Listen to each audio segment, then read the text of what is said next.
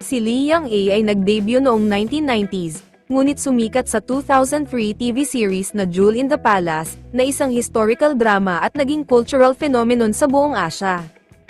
Kilala siya sa kanyang professionalism sa Korean entertainment industry, partikular sa kanyang dedikasyon at diverse roles.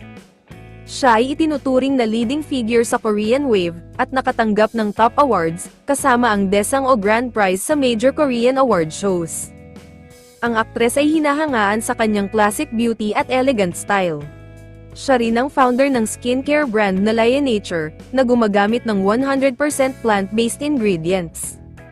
Si Lee Young-ae ay ikinasal sa Korean-American businessman na si Jong Ho-young, na 20 taon na mas matanda sa kanya, at mayroon silang fraternal twins, na ipinanganak noong 2011.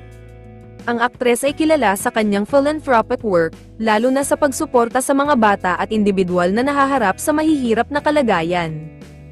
Nag-donate siya ng milyon-milyong won sa iba't ibang charities, kabilang ang pagtulong sa mga biktima ng natural na sakuna, child abuse, mga apektado ng COVID-19 pandemic, at pamilya ng Korean War veterans. Sinuportahan din niya ang educational initiatives sa mga developing countries. Si Han Ga-in ay nag-debut noong 2002, at sumikat sa TV series na Yellow Handkerchief. Habang naging tanyag siya sa Asya dahil sa Moon Embracing the Sun, at bumida din sa romantic drama na Architecture 101.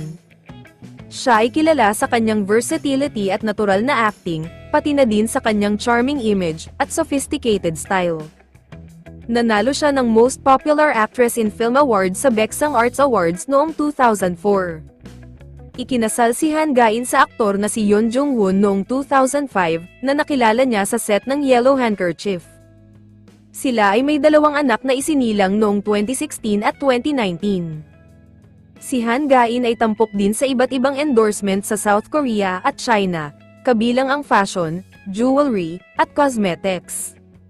Kamakailan lamang, siya at ang asawang si Yeon Jung-hoon ay nag-photoshoot para sa isang French luxury jewelry brand.